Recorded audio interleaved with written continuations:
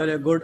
अब फोकस करें क्लास पे। नया सिस्टम है तो कोशिश करें कि स्टार्ट से ही इसको अच्छे तरीके से पढ़े। डिफ़िकल्ट सिस्टम है बट कोशिश करेंगे कि इंशाल्लाह इजी बना दें।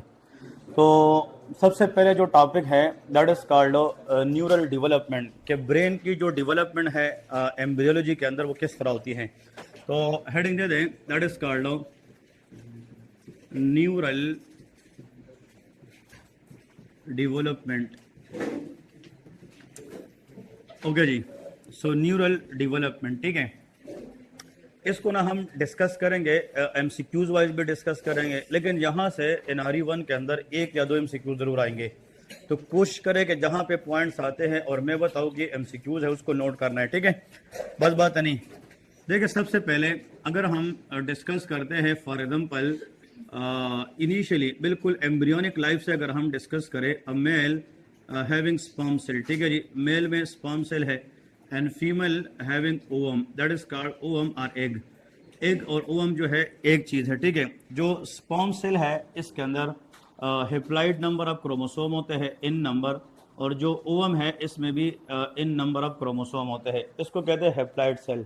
लेकिन जब इन दोनों की मीटिंग होती है in the fallopian tube ampulla, they make zygote. ये क्या बनाती हैं? जायगोट बनाती है। देखें जो जायगोट है इस तरह एक सेल होता है और जायगोट के अंदर 2n नंबर आता है। कितना आता है? 2n, क्योंकि n और मिलकर 2n बनाता है। तो the union of male sperm with female ovum make zygote, ये जायगोट बनाती हैं। देखिए इस प्रोसेस को हम कहते हैं fertilisation, that is called fertilisation. जब जायगोट बनती है तो जायगोट कन्वर्ट होता है दो सेल में। कितने में? दो सेल में। तो यहाँ पे देखें this is the zygote and it convert into two cell, मतलब ये है कि इस तरह इक्वल दो सेल में कन्वर्ट होता है। फिर यही दो सेल जो आगे का हमारे पास in the development process convert होते हैं, 2 से 4 में कन्वर्ट होता है। कितने में? 4 में कन्वर्ट होता है, ठीक है जी। मतलब ये है कि ये सेल के अंदर नंबर में चेंज आती हैं और फिर जो 4 सेल वाला सेल है ये फिर आगे कन्वर्ट होता है कितने में? 8 में। कितने में कन्वर्ट होता है? 8 में कन्वर्ट होता है। इस तरह मिसाल के तौर पे 8 सेल बन जाते हैं और फिर जो 8 सेल वाले होते हैं ये आगे जो नेक्स्ट लेवल बनाते हैं, this level is important one. अब इसके अंदर हम नंबर के लिहाज से अगर इसके अंदर पार्टीशन बनाए या इस तरह हमारे पास कंपार्टमेंट्स बनाए तो ये 8 से जो है इवेंचुअली जाके 16 सेल बन जाते हैं। कितने बन जाते हैं? 16। मतलब आप समझ जाए कि इसके अंदर कितने सेल हैं? 16 हैं। देखिए इवेंचुअली जो जायगोट है ना वो सिंगल सेल है। सेल एक है बट इससे 2 बन गए, 2 से 4 बन गए, 4 से 8 और 8 से 16। इस प्रोसेस को एम्ब्रियोलॉजी के अंदर क्लीवेज कहते हैं। क्लीवेज का मतलब मल्टीप्लिकेशन, कि मतलब अब ये मल्टीप्लाई होता रहता है और अपना नंबर बढ़ा रहे। लेकिन जब ये सेल हमारे पास कितने स्टेज पे चला जाएगा? 16 सेल पे। किस पे? 16। इसको हम मोरूला कहते हैं, that is called morula stage, ठीक है जी। सो मोरूला का मतलब होता है it is a 16 stage cell cycle, ठीक है। ये हमारे पास 16 स्टेज सेल है जिसको हम क्या कहते हैं? मोरूला कहते हैं। डन हो गया? That is called morula. अब ये जो मोरूला है इसके बाद रियल में चेंज स्टार्ट हो जाती है और सेल के अंदर ये जो मोरूला के अंदर जो कितने सेल बने हैं? 16 सेल। इसके अंदर कुछ यूं चेंजेस आ जाती हैं कि इसमें हमारे पास ऐसे ये सेल्स बनना शुरू हो जाते हैं। ये मोरूला के सेल जो है अपने आप को डिफरेंट तरीके से अरेंज करना शुरू करते हैं and the cell look like this, ठीक है जी। एक सेल ये है।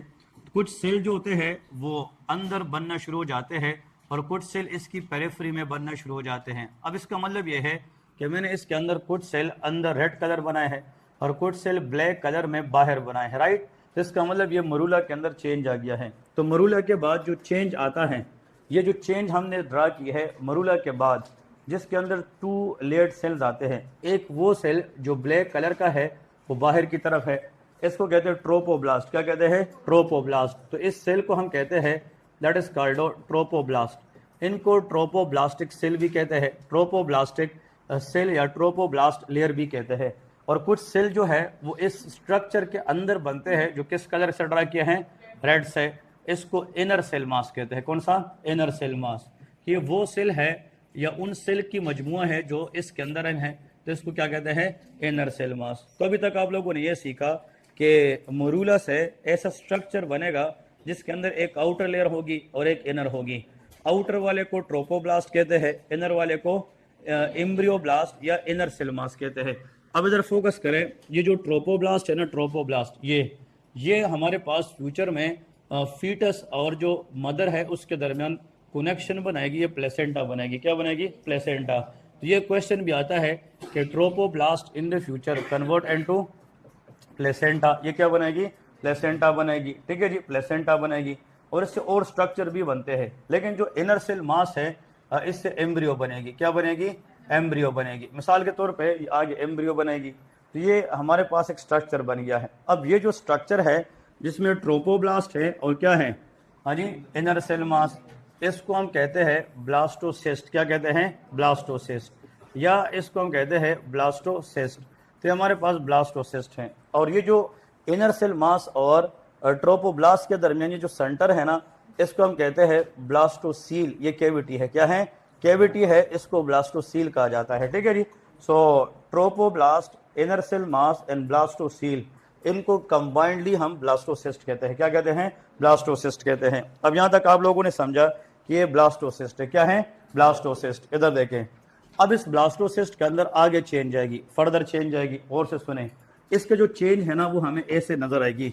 देखिए, ब्लास्टोसिस्ट अंडरगो अ चेंज, और मैं इसके डिटेल में इसलिए नहीं जाऊंगा कि हमने ब्रेन को फोकस करना है। तो ब्लास्टोसिस्ट के अंदर जो चेंज आती है उसमें हमारे पास इस तरह का एक सेल लाइन बनना शुरू हो जाता है। ठीक है जी। और एक सेल लाइन हमारे पास नीचे बनना शुरू हो जाता है। तो ब्लास्टोसिस्ट के बाद there are 2 layered embryo. How many layer? 2 layered embryo. मतलब ये है कि 2 लेयर्ड एम्ब्रियो।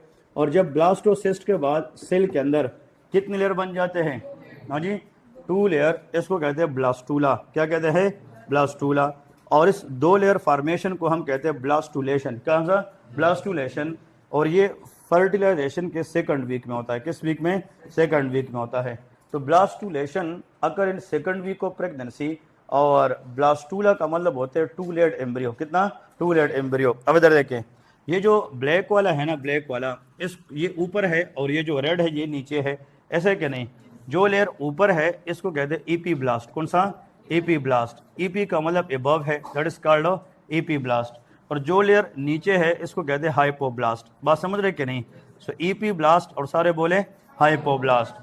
तो ऐसा एम्ब्रियो जिसमें ईपी ब्लास्ट और हाइपोब्लास्ट दोनों लेयर हो, and they have a 2 layered structure, that is blastula, and the formation of these structure is called blastulation, that is occur in the second। और इसमें अब layer कितने हैं? 2 है। इसको बाई का मतलब क्या है? 2 लेमिनार एम्ब्रियो भी कहते हैं। बाई लेमिनार डिस्क भी कहते हैं कि इसमें लेमिना का मतलब लेयर है, इसमें 2 लेयर्ड एम्ब्रियो है। सो 2 layered embryo is a by laminar embryo, it is a blastula embryo, and that is, इसमें लेयर कितने हैं? 2 है। और नाम कितना है? क्या है? ब्लास्टूला है। तो बी, ए के बाद बी सेकंड नंबर पे है, लेयर भी 2 है और वीक भी 2 चल रहा है। ठीक है जी, ये प्रेगनेंसी के अंदर। ठीक है। अब इसके बाद आप लोगों ने इस तरह याद रखना है कि इसके अंदर मजीद चेंज आएगी। और से सुने, अब ये जो चेंज है ना, अभी जो हम ड्रा करने जा रहे हैं कि अभी तक हमने कितने लेयर एम्ब्रियो पढ़े हैं? 2। अब ये जो 2 लेयर्ड एम्ब्रियो है ना, ये इस तरह इन लेयर को स्प्लिट करना शुरू करेगी। तो इसका मतलब ये है कि कुछ लेयर जो है, मिसाल के तौर पे अब देखें, ये पॉइंट इंपॉर्टेंट है। ये जो आप लोग को मैं बनाने जा रहा हूँ कि इस एम्ब्रियो के अंदर जो चेंज आई है, अब 3 लेयर्स बन गई। कितने? 3 लेयर बन गई। इसका मतलब ये है कि 2 लेयर्ड एम्ब्रियो कन्वर्ट इनटू 3। तो जब ये 3 बन गया तो इस पर हफ्ता लग जाता है, तो ये 3rd वीक गेस्टेशन स्टार्ट हो गया है। तो मतलब जब एम्ब्रियो कितने लेयर बन जाए? 3। तो मतलब ये 3rd वीक स्टार्ट हो गया। कितना? 3rd week. और इस वीक से बच्चे के आर्गन बनना शुरू हो जाते हैं। तो जो ऑर्गेनोजेनेसिस है या आर्गन की जो फॉर्मेशन है एम्ब्रियोनिक लाइफ के अंदर, वो किस वीक में स्टार्ट होती है? 3rd वीक में, जब एम्ब्रियो 3 लेयर्ड बन जाती है। और ये 8 वीक तक चलती है। सो 3 to 8 वीक जो है इसको ऑर्गेनोजेनेसिस पीरियड कहते हैं, जो बहुत जरूरी है। ठीक है जी। अब यहाँ पे देखें, ये जो हमारे पास ऊपर वाला है ना, how many layers are there? 3। अब देखें, ऊपर वाले को कहते हैं एक्टोडर्म। कौन सा? एक्टोडर्म। तो इसका मतलब ये है, ये हमारे पास क्या है? एक्टोडर्म। फिर इसके बाद मिडल वाले को मीजोडर्म। क्या है? मीजोडर्म। और ये लास्ट वाले को एंडोडर्म कहते हैं। तो ये लेयर आप लोगों ने नाम सुने होंगे। तो ऐसा एम्ब्रियो जो 3rd वीक से ऑनवर्ड, उसमें कितने लेयर आ जाए? 3। इसको कहते हैं gastrula. GASTRULA, that is called gastrula. और इस प्रोसेस को कहते हैं गैस्ट्रुलेशन। क्या कहते हैं? गैस्ट्रुलेशन। तो जो ब्लास्टूला है वो 2 लेयर्ड एम्ब्रियो है और जो गैस्ट्रूला है वो 3 लेयर्ड एम्ब्रियो है। ये बाइलेमिनार है या ट्राइलेमिनार है। इसमें इपीब्लास्ट, हाइपोब्लास्ट है, इसमें एक्टोडर्म, मीजोडर्म एंड एंडोडर्म है। ये आप लोगों को याद रखना है। क्या है? एक्टोडर्म, मीजोडर्म एंड एंडोडर्म है। अब देखें आगे चलते हैं कि चेंज क्या आता है। हमने आखिर में ब्रेन बनाना है, that is very important one, लेकिन हमने स्टार्ट बेसिक से किया है कि बेसिक क्या होता है। If you know this thing you will get 2 MCQs इन आरई। ठीक है जी, आप लोग को आगे पढ़ाऊंगे कि इसका क्वेश्चन कैसे आता है। अब देखें यहाँ तक तो कोई मुश्किल नहीं है ना, सिंपल जा रहे। अब आगे देखें फॉर एग्जाम्पल यहाँ पे अगर हम नेक्स्ट स्टेप को देखते हैं, दिस इज अनदर स्ट्रक्चर। अब आप लोगों ने बताना है कि जो ब्लैक कलर है ना ये वही एक्टोडर्म है। क्या है? एक्टोडर्म। और नीचे क्या है? एंडोडर्म है। और ये जो मिड वाला ब्लू है ना, blue, that is called mesoderm. तो जब ये तीनों लेयर बन जाए तो उसको हम कहते हैं गेस्ट्रूला। क्या? गेस्ट्रूला। इधर फोकस करें, ये जो मीजोडर्म है ना इसके सेंटर में एक स्ट्रक्चर अपेयर होना शुरू हो जाता है। मैं इधर ना थोड़ा सा 2-3 सेकंड का इसलिए पोज दूंगा कि that is very important one, कि एम्ब्रियो जब सेकंड वीक में है तो उसमें एक इपीब्लास्ट है और एक हाइपोब्लास्ट है। और after the second week of gestation when we enter to the third week it become 3 layered embryo. कितना? सारे बोले ectoderm, mesoderm, endoderm. Right now इन तीनों लेयर से अब आर्गन बनना शुरू हो जाते हैं। तो ऑर्गेनोजेनेसिस पीरियड कहाँ स्टार्ट होती है? 3rd वीक और कंप्लीट हो 8 वीक। इन विंडो के अंदर हम ऐसे ड्रग इस्तेमाल नहीं करेंगे जो बच्चे को नुकसान पहुंचाती है। तो प्रेगनेंसी कंट्रा इंडिकेट ड्रग जहाँ पे खतरनाक होते हैं ये आर्गन को बनने पर नहीं देते हैं। ठीक है जी, अब इधर देखें। अब जब ये एम्ब्रियो के अंदर थोड़ा सा चेंज ऐसे आता है, क्लियर वही है कि नहीं है, लेकिन इसमें central part of mesoderm shows extra structure. इसमें एक स्ट्रक्चर है कि नहीं? अब बताए ये स्ट्रक्चर जो है ये किस लेयर से निकला है? Mesoderm, mesoderm and mesoderm, because it's the MCQ। So the structure which appear in the centre of mesoderm that is called notochord. ये नोटोकार्ड है, समझ रहे कि नहीं? तो आप लोग को ये बताओ कि what is notochord first. Notochord is nothing, it is a derivative of mesoderm. ये कहाँ से आता है? मीजोडर्म से। अब यहाँ पे देखे ये नाम किसी ने सुना है कि नहीं? इस नाम ये क्या है? नोटोकार्ड। तो MCQs ये बना कि notochord is a basic precursor for the brain development. अगर नोटोकार्ड ना बने तो ब्रेन नहीं बनती। बात समझ रहे कि नहीं? Notochord is the basic for brain development, but notochord आएगी कहां से? दैट इज मीजोडर्म से। That is very important one, mesoderm से। क्वेश्चन क्लियर हो गया सबको? आगे चलते हैं। आगे इसमें क्या है, जब नोटोकार्ड बनेगी ना इसमें मैं सिर्फ 2 बातें ऐड करूंगा इस नोटोकार्ड के साथ। तो यहाँ पे लिखे मीजोडर्मल ओरिजिन। क्या है? मीजोडर्मल ओरिजिन है कि आएगी मीजोडर्म से, नंबर 1 पॉइंट, ऐसे कि नहीं? और दूसरी बात लेके प्रोड्यूस ग्रोथ फैक्टर्स, क्या पैदा करेगी? या प्रोड्यूस यहाँ पे लेके सम फैक्टर्स, उन फैक्टर्स का स्पेसिफिक नाम नहीं है लेकिन इसको कहते हैं सिग्नलिंग फैक्टर। कौन सा? सिग्नलिंग फैक्टर्स, मतलब कुछ चीजें बनाती है और सिग्नल देती है। सिग्नल किसको देगी? तो लगे टू इंड्यूस एक्टोडर्म, एक्टोडर्म को जगाने के लिए। इसका मतलब यह है कि नोटोकार्ड खुद कहाँ से आया है? मीजोडर्म। बट ये नोटोकार्ड कुछ ऐसी चीजें, बुलेट्स बनाएगी जो ऊपर वाले बंदे को जगाएगी, and that is called ectoderm. किसको? एक्टोडर्म को। और वो एक्टोडर्म जो जाग जाएगी किसकी सिग्नल पे? नोटोकार्ड। उस जागने से फिर आगे ब्रेन स्पाइनल कार्ड बनना शुरू हो जाती है। इसका मतलब ये है कि ब्रेन स्पाइनल कार्ड बनाने के लिए सिग्नल कहां से आना चाहिए? नोटोकार्ड से। बट ब्रेन और स्पाइनल कार्ड बनाएगा कौन? वो एक्टोडर्म है। ये बहुत इंपॉर्टेंट है, ये लोग गलत करते हैं एग्जाम में। अगर आपसे कोई ये पूछे कि brain and spinal card derived from which layer? Ectoderm. कहां से? एक्टोडर्म। लेकिन उसकी सिग्नल कहां से आती है? वो मीजोडर्म से आती है। ये बहुत इंपॉर्टेंट है कि ब्रेन और स्पाइनल कार्ड, मिसाल में काम करने वाला, गाड़ी चलाने वाला, गाड़ी में चलाता हूँ ड्राइवर, लेकिन मुझे कोई बंदा कहे कि ड्राइव अब करना है तो सिग्नल तो किसी ने दिया है, बट ड्राइवर तो मैं हूं ना, वो तो नहीं है। ये बात समझने की कोशिश करे। ये किताबों में इस तरह नहीं लिखा है, बहुत अजीब और गरीब किस्म का न्यूरल प्लेट, न्यूरल ट्यूब, ये सारे आप लोगों को नाम सुने होंगे, बट इसका मीनिंग कोई नहीं जानता। नोटोकार्ड, तो notochord is nothing, it is a structure of mesoderm that will induce signal to ectoderm that should lead to neurulation. क्या करेगी? Neurulation which lead to the development of brain and spinal cord. तो last 2 point, brain spinal cord की development come from, very good, but for that reason the basic signal come from mesoderm and that is notochord. वो क्या है? Notochord है। यहाँ तक clear है? Okay, आगे अब बताता हूँ क्या होता है। अब देखें यहाँ पे पॉइंट देखें which is very important one. यहाँ पे आप लोगों ने याद रखना है कि अगर आप लोग फर्स्ट एड उठा कर देखें ना, फर्स्ट एड यूएसएमएल स्टेप 1 जो लोग पढ़ते हैं, और जैसे ही आप नर्वस सिस्टम खोले तो पहले पेज के पहले लाइन का पहला वर्ड ये है कि notochord induce ectoderm. But if student don't know what is notochord तो रट्टा लगाएगा। That is why first aid is not the solution to pass in आरी।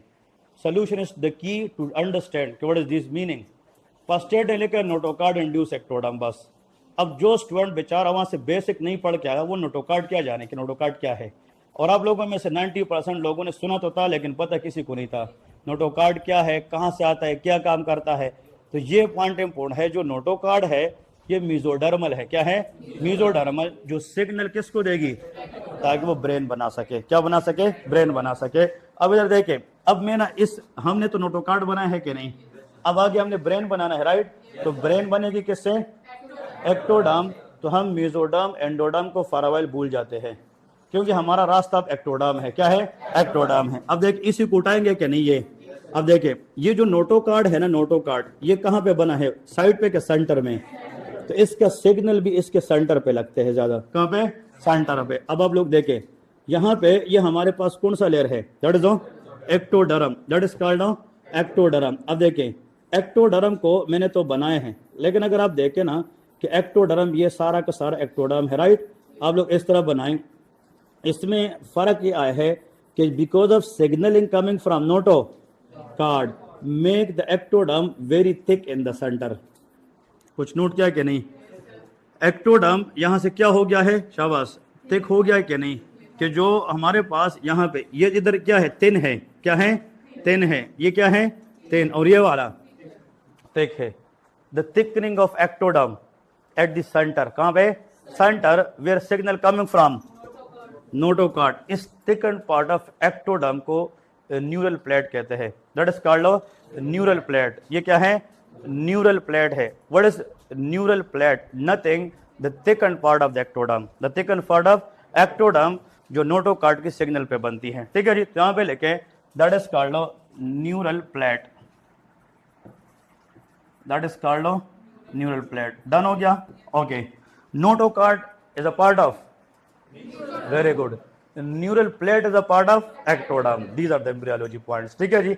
अब जो नोटोकार्ड है उसकी वजह से न्यूरल प्लेट बनता है, मतलब that is in the ectoderm. कहां पे? एक्टोडर्म। अब देखें, अब ये जो न्यूरल प्लेट है ना इसमें चेंजेस आएगी। देखें इसमें चेंजेस आएगी।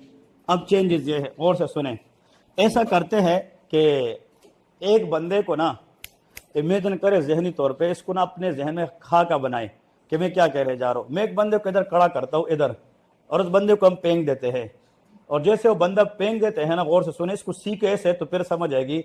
बंदे को पेंग के, कोई वेट चीज को पेंग के, वो डायरेक्ट इसके ऊपर गिरेगी। किस पे? न्यूरल प्लेट पे। इधर से मैंने किसी चीज को फेंका तो उसने इधर गिरना है कि नहीं? तो जब गिरेगी तो ऊपर जाएगी कि नीचे? ये वाला पार्ट किधर जाएगी? नीचे। और इसकी बनिस्बत ये वाली ऊपर प्लेफ हो जाएगी। That is the beauty of embryology. ऐसा है कि नहीं? अब इधर देखें, अगर आप लोग इसके साथ एग्री करते हैं तो आप लोगों ने फिर बताना है ये वो थिकन पार्ट है कि थिन है। ओके, इसको आपने वेट के जरिए नीचे किया ना तो ये इस तरह आ जाएगी, इधर आ जाएगी ऐसे। ये कौन सा पार्ट था? थिकन। और जैसे वो नीचे हो गई तो ये ऊपर गए ना ऐसे, तो ये इस तरह बन जाएगी। अब समझ गए कि नहीं? इसका मतलब इसमें चेंजेस आती है। क्या चेंजेस? चेंजेस मीन कि neural plate descend down, neural plate descend down and the edges of ectoderm remain ऊपर, that is up on the sides. समझ रहे कि नहीं? तो ये किधर गई? शाबाश, नीचे। तो जब ये नीचे जाएगी, नीचे जाएगी तो एक केविटी बनाएगी कि नहीं? एक गड़ा सा बनेगा कि नहीं? ये जो गड़ा सा इसने बनाया है ना, ये इधर देखिए, ये गड़ा सा बना है कि नहीं? इसको न्यूरल ग्रू कहते हैं। That is called neural groove. Notochord ने न्यूरल प्लेट बनाए हैं, न्यूरल प्लेट ने न्यूरल ग्रू बनाया है। ये बहुत जरूरी है। And that is nothing but depression of neural plate. कि न्यूरल प्लेट के डिप्रेशन को क्या कहते हैं? न्यूरल ग्रू कहते हैं। अब यार देखें, इसको मैंने नाम लिखा, सारे बोले दैट इज न्यूरल हो, यहां तक समझ रहे हो कि नहीं? लेकिन इधर देखे, पॉइंट टू बी नोटेड, ये तो ग्रू है ना, ग्रू। मिसाल के तौर पे रुमाल है ना, रुमाल, रुमाल को ऐसे करे तो ग्रू बनेगी कि नहीं? लेकिन रुमाल की दीवारें है कि नहीं? अब देखें, इस न्यूरल प्लेट का ये वाला एक साइड है कि नहीं? बताए, ये ग्रू है कि साइड है? ये ग्रू है कि साइड है? तो न्यूरल प्लेट के अंदर एक न्यूरल क्या है? ग्रू, वो नीचे पार्ट को कहते हैं। बट इनकी दीवारों को, साइड को, किस चीज की दीवारों को?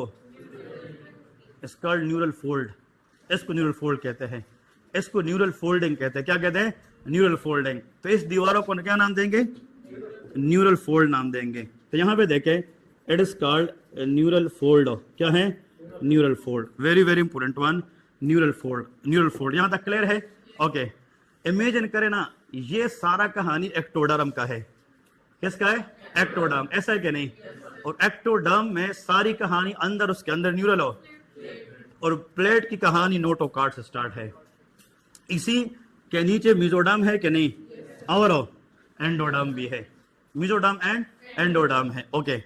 अब इसके बाद एक और चेंज है, देखिए चेंज, ये और गहरा होता जाएगा। ऐसा है कि नहीं? जब ये बहुत गहरा हो जाएगा ना, बहुत, तो ऊपर वाला पार्ट आपस में मिल जाने की, नीचे ये जाता रहेगा तो ऊपर वाला पार्ट आपस में नजदीक आ जाएगी। क्या जाएगी? नजदीक आएगी। तो देखिए इस तरह बन जाएगा, मिसाल के तौर पे ऐसे बन जाएगा, ऐसे ये मिल जाती है, ऐसे ऊपर वाला पार्ट ऐसे हो रहा है और नीचे हम खींच रहे, नीचे वाला नीचे जा रहा है और ऊपर वाला मिल रहा है। ऐसा है कि नहीं? एक वक्त आएगा कि ये एक ट्यूब की शक्ल इख्तियार करेगी, इसको न्यूरल ट्यूब कहा जाता है। क्या कहा जाता है? Neural tube. तो हमने स्पाइना बाइफिडा का नाम सुना है कि नहीं? वो हम इधर से सीखेंगे कि बड़े spina bifida, occulta, neural tube defect, folic acid deficiency, जो रट्टे हैं ना, वो हमने इधर से निकालने हैं भी, कि हमें बाद में भूल ना जाए कि ये क्या चीज था। तो ये ट्यूब क्या बन गया? सारे बोरे। सो देखे, the neural groove become deeper, neural groove become, and the neural fold try to come each other and they form a tube like structure। तो इसका नाम क्या रखेंगे?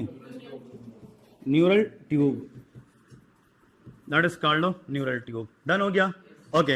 अब ये जो ट्यूब है ना, ट्यूब, और से सुने, ये बॉडी में ऐसे पड़ा है, इसका एक फ्रंट साइड है और एक, तो इसको हम कहते हैं ना एंटीरियर साइड, और ये कौन सा है? पोस्टीरियर। इस बोर्ड के लिहाज से तो सुपीरियर इन्फीरियर है ना, ये ऐसे पड़ा होता है, एंटीरियर और पोस्टीरियर। तो ये वाला जो एरिया है ना, इसका नाम है एंटीरियर न्यूरोपोर। क्या है? Okay. The upper end of the neural tube is called anterior neuropore, और ये क्या है? Posterior neuropore. पोर का मतलब होते हैं सुराख, मतलब यह है कि इस एरिया के अंदर ओपनिंग्स हैं। ये जो नीचे वाला जगह है ना, इधर देखिए, इस तरह मैं थोड़ा सा और प्रैक्टिकल बनाऊं, आसान हो जाए। देखें, ये इस तरह है, इस तरह देखिए, ये इस तरह होता है, थोड़ा सा इधर ए ओपन होता है। तो न्यूरल ट्यूब ऊपर से भी खुला है और नीचे, मतलब सामने से भी खुला है, पीछे से भी, एंटीरियर भी एंड पोस्टीरियर भी, इस तरह लिखते हैं। But this has to be close. Brain के डेवलपमेंट में ये पोर्स क्या होने चाहिए? If there is a failure of closure of neuropores, they will cause problem. They will cause a problem. These neuropore has to be closed or not? Yes. How many neuropore? 2. Anterior, जिस बंदे में anterior neuropore close ना हो जाए, कौन सा? उस बच्चे का पैदाइशी तौर पे ब्रेन ही नहीं होगा, एब्सेंट ब्रेन, एनेन्सेफेली। क्या होगी? एनेन्सेफेली होगी। क्योंकि जो एंटीरियर न्यूरोपोर है ना, इसको क्लोज होने के लिए शर्त यह है कि सेरेब्रम तब बनेगी जब ये क्लोज होगी, ये बहुत जरूरी है। Absent cerebrum mean absent brain है, that is anencephaly, and this baby can not compute with the life, not compatible with life. लेकिन जिस बच्चे का कौन सा न्यूरोपोर बंद ना हो जाए, that will cause neural tube defect. That is very important one. तो स्पाइना बाइफेडा, तो स्पाइना बाइफेडा में बच्चे का प्रॉब्लम बैक पे होता है कि फ्रंट पे? इसलिए कि वो न्यूरोपोर ही बैक का है, पोस्टीरियर है। तो exam question, neural tube defect is due to failure of the closure of which neuropore? Posterior. लेकिन सवाल यह है कि इस पोस्टीरियर न्यूरोपोर को क्लोज करने के लिए माँ को चाहिए फोलिक एसिड। क्या चाहिए? Folic acid. तो अगर वो फोलिक एसिड ना मिले माँ को तो बच्चे को भी नहीं मिलेगी, तो ये न्यूरोपोर बंद नहीं होगी। इसलिए folic acid deficiency can cause neural tube defect. ये पॉइंट इंपॉर्टेंट है, समझ रहे क्या नहीं? तो ये आप लोगों ने ना इसकी ग्रिप समझनी है कि इसका मतलब क्या, ब्रेन और न्यूरोलॉजी तब आप लोग सीखेंगे। दीज आर द पॉइंट जहाँ पे देखे सबसे पहले अगर ये वाला बंद ना हो जाए ना तो बच्चे को एनन से फैली क्या होगी, एनन से फैली नंबर 1। और अगर ये बंद ना हो जाए तो स्पाइना या न्यूरल ट्यूब डिफेक्ट। मैं लिखता हूँ, आप लोग पूरा लेके इधर लेके इस तरह, ये स्पाइना बाइफिडा लेके, तो spina bifida is a type of neural tube defect. तो spina bifida, I think that is easy now right, that is called spina bifida. Okay, ये तो भाई पॉसिबिलिटी है अगर ना हो जाए तो, लेकिन नॉर्मली तो होता है। नॉर्मली इधर देखे ये भी, अब आगे क्या होगा शाबाश, ये दोनों पोर क्या हो जाएंगे, तो ट्यूब ऐसा बन जाएगा कि नहीं, the tube will be close, tube will be, जैसे ट्यूब बंद हो गई ना फिर ब्रेन आगे बनेगी, स्पाइनल कार्ड आगे बनेगी। अब इधर देखें ये क्या है, एनीवन न्यूरल, तो न्यूरोपोर क्लोजिंग हो गई। ओके, अब देखें आगे चेक, इसको देखें, now this is the change. ये न्यूरल क्या है शाबाश, न्यूरल क्या है, इसमें अंदर 3 स्वेलिंग बन जाती हैं, every swelling is called vesicle. क्या, तो this process in embryology is called vesiculation. क्या है, वेसिकुलेशन है। When the neuropore become close this neural tube undergo vesiculation, इसमें क्या हो जाएगी, वेसिकुलेशन। तो how many vesicles are there, हाँ जी 3। जो ऊपर वाला वेसिकल है ना, ऊपर वाला, इसको कहते हैं प्रोजेनसेफलन। क्या कहते हैं, जो मिड वाला है मीजनसेफलन। क्या है, मीजनसेफलन। और ये रोम्बनसेफलन है। क्या है जी, rhombencephalon. Cephalon is for the brain right. तो ऊपर वाले का नाम सारे बोले क्या है, हाँ जी, जो 4 ब्रेन बनेगी, क्या बनेगी, और नीचे मीजनसेफलन क्या बनेगी, मिड ब्रेन, और रोम्बनसेफलन हाइंड ब्रेन बनेगी। That is called the brain development. ये फिर ब्रेन के हिस्सों में तकसीम होगी। ठीक है जी, आगे हम डिटेल उसकी और पढ़ेंगे कि प्रोजेनसेफलन, फिर टीरेनसेफलन और डायनसेफलन बनेगी। ठीक है जी, टीरेनसेफलन एंड डायनसेफलन। और मीजनसेफलन का दूसरा नाम क्या है, इसका कोई पार्ट और नहीं होता, it is the part of the brain having no part, मतलब ये फर्दर हम डिवाइड ऑफ नहीं करते। बट जो हाइंड ब्रेन है ना, रोम्बन, इसमें मीटनसेफलन और माइलेनसेफलन होता है, तो जो हम आगे डिस्कस करेंगे। 4 ब्रेन डिवाइड इनटू 2, 4 ब्रेन, डायनसेफलन और टीलेनसेफलन। लेकिन मिड ब्रेन के अंदर फर्दर डिवीजन नहीं है। हाइंड ब्रेन के अंदर मीटनसेफलन और माइलेनसेफलन होती हैं, जो आगे हम डिस्कस करेंगे। तो जब तक ये वेसिकल नहीं बनेंगे ना, ब्रेन के पार्ट्स नहीं बनेंगे। How many vesicles, because brain has 3 parts, 4 brain, mid brain and hind brain होती है, तब जाके ब्रेन बनेगी। तो ब्रेन बनने के लिए न्यूरल ट्यूब का बंद होना जरूरी है कि नहीं, और न्यूरल ट्यूब की पोर्स को बंद करने के लिए कौन सा विटामिन चाहिए, फोलिक एसिड चाहिए। इसलिए folic acid in pregnancy for a mother is very key to make the brain development proper in the baby, that is very important. तो जो माँ प्रेग्नेंट होती है उसकी पहली मंथ से लेके आखिरी मंथ प्रेगनेंसी तक डेली वो फोलिक एसिड खाती है। इसकी वजह यह है कि बच्चे को फायदा दे सकती है, नुकसान नहीं दे सकती है। अगर एग्जाम के अंदर आ जाए कि एक मदर को जो प्रेगनेंसी में नहीं है, उसकी daily requirement of folic acid क्या है, 0.4 mg। कितना है, 0.4 mg, ये डेली रिक्वायरमेंट है।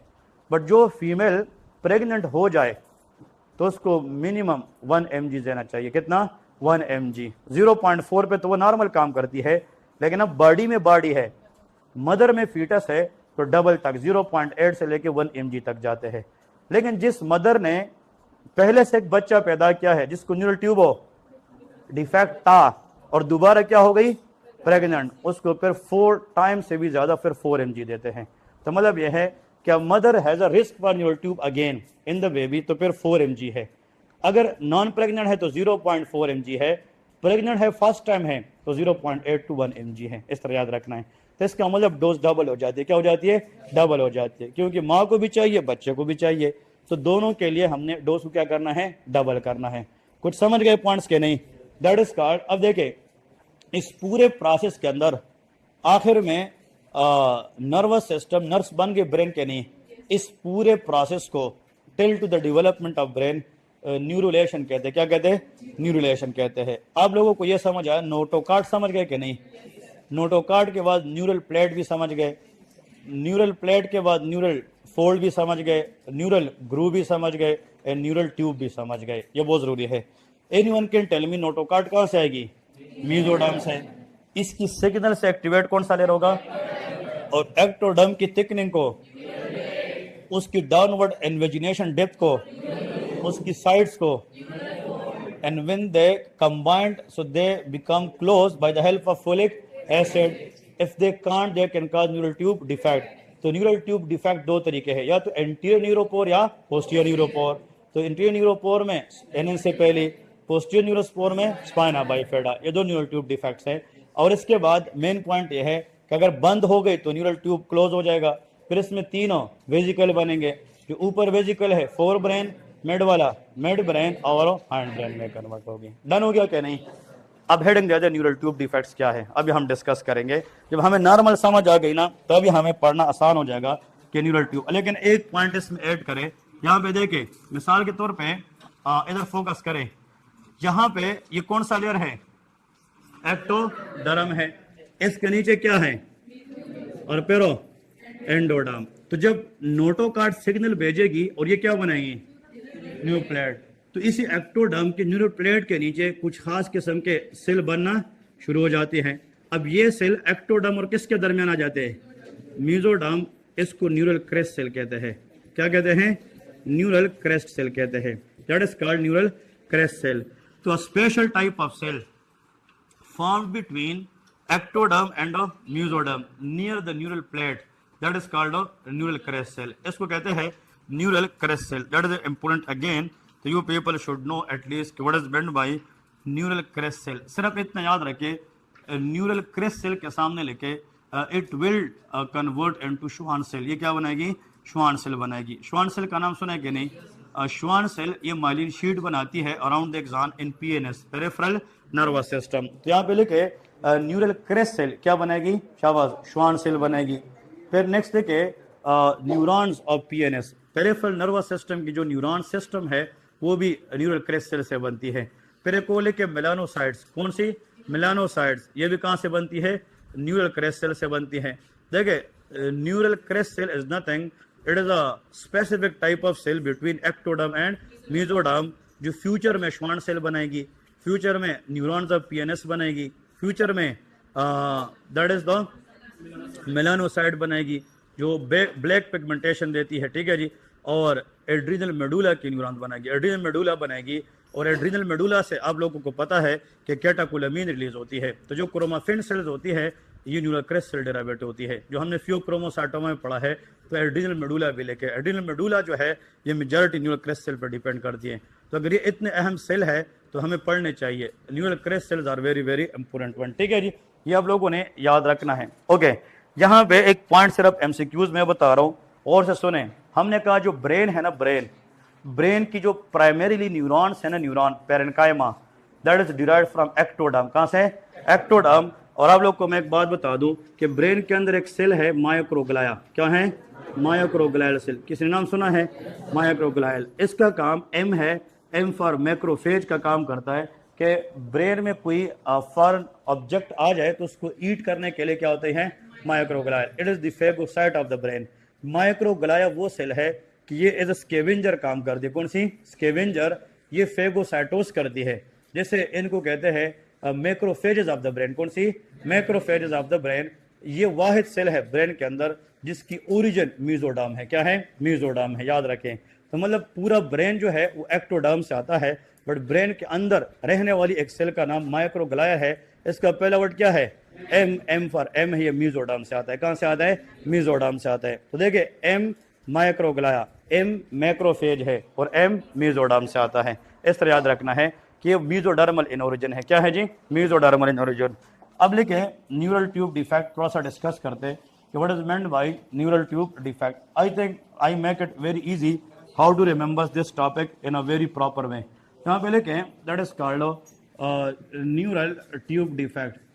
यार ब्रेन जो है ये सबसे आसान सिस्टम है, इसको बस तरीके से एक सीक्वेंस के साथ पढ़ना है। तो इंशाल्लाह आपके इसके एमसीक्यूज बिल्कुल गलत नहीं होने चाहिए, क्योंकि ये इतना मुश्किल नहीं है। अगर आप लोग इसको सीख लेंगे, आप लोग इंशाल्लाह अच्छे तरीके से इसको कर लेंगे। ठीक है जी। अब देखें न्यूरल ट्यूब डिफेक्ट अभी हमने जिक्र किया है, इसमें लेके इट इज ड्यू टू, अब आप लोग ये सेंटेंस जानेंगे, due to failure of closing posterior neuropore, right, failure of closing. अब ये सेंटेंस इसलिए पता है कि हमने पढ़ा है पहले से, it is due to failure of posterior neuropore to close, posterior neuropore to close. ठीक है जी, टू क्लोज। और ये तकरीबन एट 4th वीक क्लोज होना चाहिए, बट अगर ये 4th वीक में क्लोज ना हो पा जाए तो then it will cause neural tube defect. ये क्या करेगी? न्यूरल ट्यूब डिफेक्ट करेगी। अब देखें जहां पे, अब इसके ना मैं आप लोग को ना यहाँ पे लेकर टाइप्स एमसीक्यूज में एनआरई 1 के अंदर ये ही आप लोगों से पूछेंगे कि इसके टाइप्स कौन कौन से है। ठीक है जी। यहाँ पे लेके spina bifida occulta, spina bifida occulta इसका पूरा नाम है, प्लीज बैक एंड वाली बात नहीं। ठीक है। यहाँ पे लेके सेकंड न्यूरल ट्यूब डिफेक्ट का नाम है मेनिनगोसील। क्या है? मेनिनगोसील। ठीक है। और यहाँ पे लेके मेनिनगोमायोसिल, एक तो मेनिनगोसिल है और एक मेनिनगोमायोसिल है। ठीक है। तो ये तीन आप लोगों ने समझने हैं पहले, मेनिनगोमायोसिल। तो मैंने तो जितने भी एनआरई 1 के क्वेश्चन देखे हैं और जो मुझे लग रहे फॉर कमिंग एग्जाम, तो इनमें से एक क्वेश्चन वो जरूर रखेंगे। That is very easy, but don't forget the trick. किसके अंदर ट्रिक किया है? नंबर 1 लेके स्पाइना बाइफिडा ओकल्टा के बारे में। और ये जो तीनों है ना, इन सब की वजह फोलिक एसिड डेफिशिएंसी है। क्या है? Folic acid deficiency. क्योंकि हमें पता है कि पोस्टीरियर न्यूरोपोर को क्लोज करने के लिए फोलिक एसिड चाहिए, तो इन सब के अंदर फोलिक एसिड डेफिशिएंसी, और इन सब को एज अ ग्रुप हम कहते हैं neural tube defect. Neural tube defect सिर्फ स्पाइना बाइफिडा नहीं है, मेनिनगोसील भी है, मेनिनगोमायोसील भी है। ठीक है जी। अब देखें यहाँ पे पॉइंट ये है कि अगर आप लोग इस तरह लेके कि इन this condition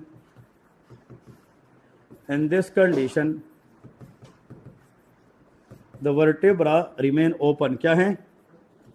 vertebra remain open. और यहाँ पे लेके मेनिंजेस आर इंटैक्ट। मेनिंजेस क्या है? इंटैक्ट है। और meninges are the protective covering around the CNS. तो वी कैन से जो मेनिंजेस का बाहर वाला हिस्सा है ना, ड्यूरा, कौन सा? ड्यूरा मैटर इंटैक्ट होता है। इसमें ड्यूरा जो है अपनी जगह से मिसप्लेस हो नहीं होता है, सिर्फ वर्टेब्रा क्या रहती है? ओपन रहती है। और यहाँ पे लेके उस एरिया के साथ यहाँ पे लेके अ टफ्ट ऑफ हेयर, क्या होती है? A tuft of hairs. मतलब यह है कि उस जगह के इर्द गिर्द a tuft of hair are present. ठीक है। मतलब उस जगह के इर्द गिर्द बच्चे में जैसे टफ्ट ऑफ हेयर्स आती है। अगर आप लोग जाके ना इसकी इमेजेस थोड़ा सा देख ले तो मेरे ख्याल में आप लोगों को और ज़्यादा भी आसान हो जाता है। ठीक है जी। सिर्फ आप लोगों ने ये देखना है कि इसके अंदर कौन कौन सी मेन जो है वो इमेजेस आती है, तो इससे आप लोग ज़्यादा आसानी के साथ। तो टफ्ट ऑफ क्या है? हेयर है, लेकिन इसमें मेनिंजेस इंटैक्ट होती है, एंड वर्टेब्रा रिमेन ओपन। और यहाँ पे आप लोग ये भी लिख सकते हैं कि स्पाइना बाइफिडा जो अकल्टा है, इसमें अहम पॉइंट ये है कि it is commonly seen in lower back. कहाँ पे होता है? लोअर बैक, मतलब बैक साइड की लोअर पार्ट में ज्यादा कॉमन है। ठीक है जी। तो ये लोअर बैक में होता है। कहाँ पे होता है जी? लोअर बैक में। तो स्पाइना बाइफिडा अकल्टा ये लोअर बैक के अंदर जो है हमें ज्यादातर मिलती है। देखिए अगर हम जैसे मिसाल, ये तो मैंने खैर आप लोग को नजर नहीं आएगी, बट फिर भी आप लोग जाके ना इसकी इमेजेस देखे। अब ये एक बच्चा है और इसकी बैक साइड पे ये एक डिफेक्ट है और उसके अंदर अच्छे खासे हेयर्स भी है, ये टफ्ट ऑफ हेयर है। इसका मतलब ये है कि इसका जो वर्टेब्रास है इट रिमेन ओपन, और वहां से जैसे हेयर्स जो बाल है ना वो निकल आए है। तो देखिए टफ्ट ऑफ हेयर है कि नहीं, जैसे बालों का एक गुच्छा सा है, that is tuft of hair at that area. लेकिन इसमें न्यूरोलॉजिकल प्रॉब्लम इसलिए नहीं होते कि इन बच्चों में जो स्पाइनल कैनाल होता है या स्पाइनल कार्ड वो बिल्कुल ठीक रहता है। अब देखिए ये एक और न्यूरल ट्यूब डिफेक्ट है। तो देखिए मिसाल के तौर पे ये नजर आ रहा है सबको कि नहीं? तो मतलब just for the sake of understanding इसको टफ्ट ऑफ हेयर कहते हैं। अब ये डिफेक्ट डिपेंड करता है कि मतलब कितना ज्यादा सीवियर है। अगर हम यहाँ पे देखें फॉर एग्जाम्पल इस एरिया के अंदर जैसे और भी इसके बहुत सारे ऑप्शन आते तो इसको कहते हैं बर्थ मार्क। क्या कहते हैं? बर्थ मार्क के उस एरिया के ऊपर हमें हेयर्स नजर आते हैं। कौन सी? हेयर्स। अगर आप इस मिसाल के तौर पे MRI को देखें तो बिल्कुल लोअर पार्ट में बाहर की तरफ निकली है, कि मतलब वो स्वेलिंग दे रही है कि ये जगह बाहर की तरफ आई है। लेकिन इसमें वर्टेब्रा तो ओपन रहते हैं, बट जो ड्यूरा है या जो स्पाइनल टिश्यू है उसका प्रॉब्लम हो नहीं है। ऐसा करते हैं ना, इसको आसान बनाने के लिए इधर फोकस करें। अगर मैं कहता हूं this is a spinal cord, ये क्या है? स्पाइनल कार्ड है। SC का मतलब क्या है? Spinal cord. तो स्पाइनल कार्ड के बाहर ये पाया मैटर है कि नहीं? दैट इज कॉल्ड पाया मैटर। फिर इसके बाद अरकनाइड मैटर है। कौन सा है? Arachnoid matter. फोकस करें, अरकनाइड मैटर। और इस अरकनाइड मैटर के बाहर ड्यूरा मैटर है। क्या है? तो मेरे हाल में ये सबको बदे को मेनिंजिस कहते हैं। क्या कहते हैं? मेनिंजिस कहते हैं। फिर इस मेनिंजिस के बाहर अगर आप देखें यहाँ पे ये वर्टेब्रास है। क्या है? वर्टेब्रास है। और वर्टेब्रास के ऊपर ये स्किन है। क्या है? स्किन है। ऐसा है कि नहीं? नाउ फोकस करें। अगर हम ऐसा करें कि फॉर एग्जाम्पल ये हमारे पास ये स्पाइनल कार्ड है, नॉर्मल है कि नहीं? That is normal, right. और इस स्पाइनल कार्ड के बाहर इसमें कोई हर्निएशन वगैरह, अगर मैं इसको ऐसे बनाता ना तो फिर इसके अंदर ये हर्निएशन है, लेकिन इसके अंदर अब हर्निएशन हो नहीं है। इसके अंदर ये पाया मैटर है। कौन सा है? पाया मैटर। इसके बाहर क्या है?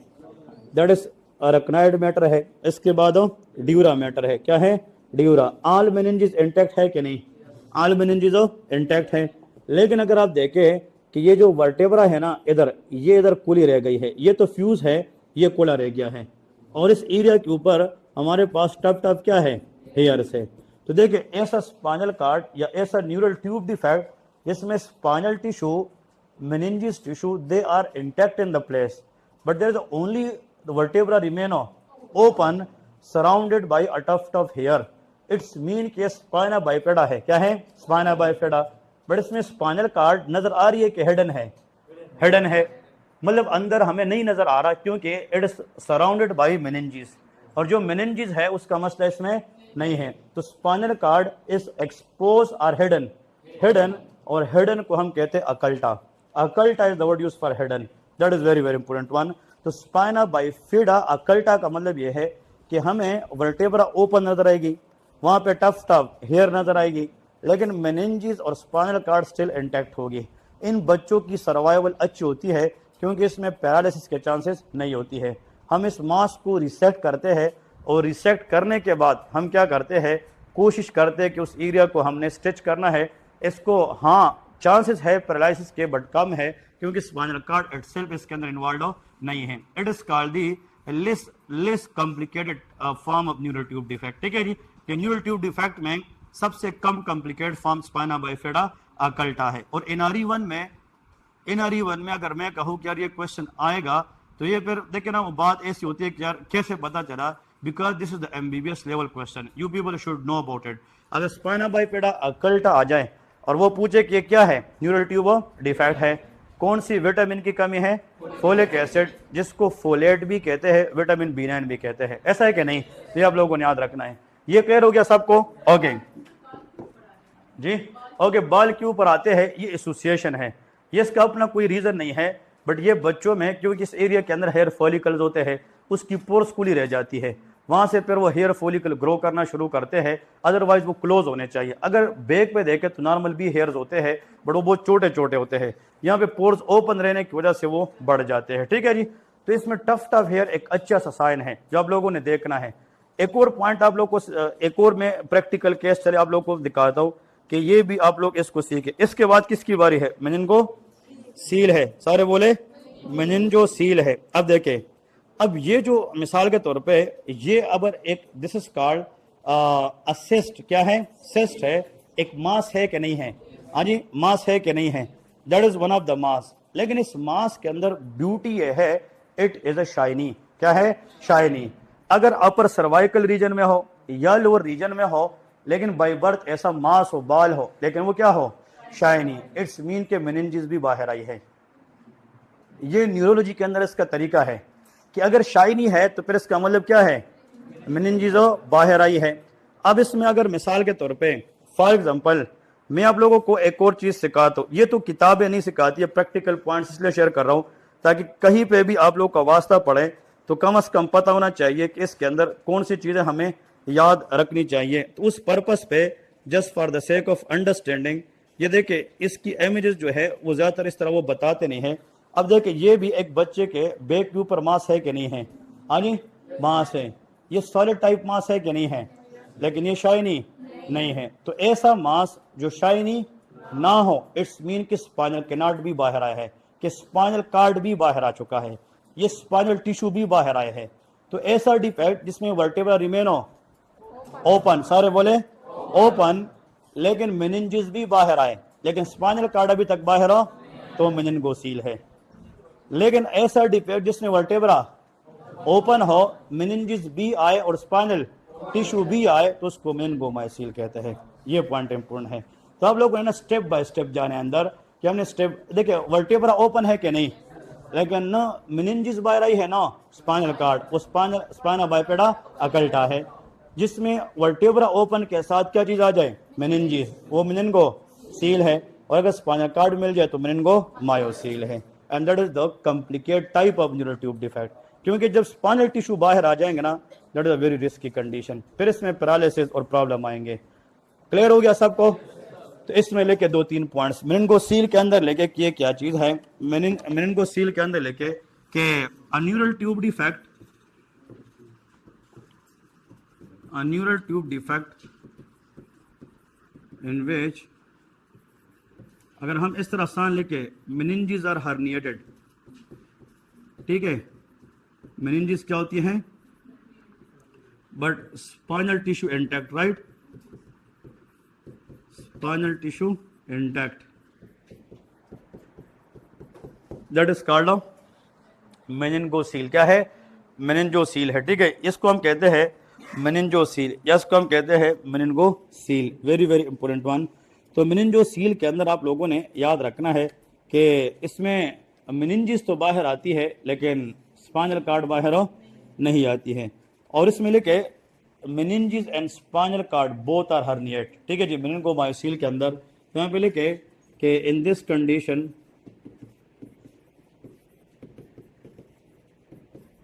हाँ जी, the meninges and spinal cord, spinal cord both are herniated through spinal defect, right, both are herniated through spinal defects,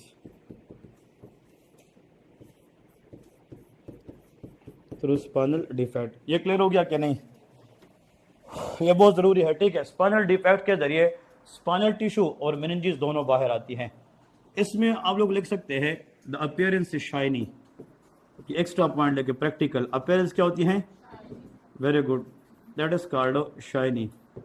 और यहाँ पे लेके the appearance is solid, the appearance is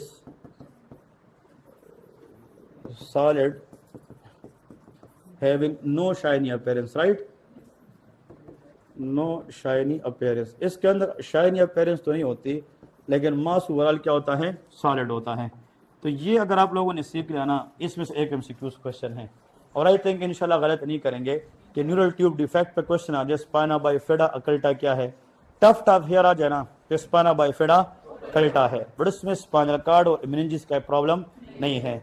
अगर बोनी डिफेक्ट की वजह से meninges come out through that defect but still spinal tissue intact, तो वो मेनिंगोसील है। और अगर स्पाइनल टिश्यू मेनिंजिस दोनों आ जाए तो that is the very common complicated form of neural tube defect होता है, ठीक है। ये न्यूरल ट्यूब डिफेक्ट के अंदर सबसे कॉमन प्रॉब्लम होता है। अब देखें, जब भी मैं आप लोग को एक पॉइंट बता रहा हूँ, when neural tube defect can occur in baby, हाँ जी, ये देखिए मैं अपने तरीके से इस तरह जब मैं पढ़ता हूँ ना, या मैं मतलब जहन में अपना लाता हूँ, मैं न्यूरल ट्यूब डिफेक्ट में 2 सवालात करता हूँ कि when they occur and how they occur and why they occur, that is very important one.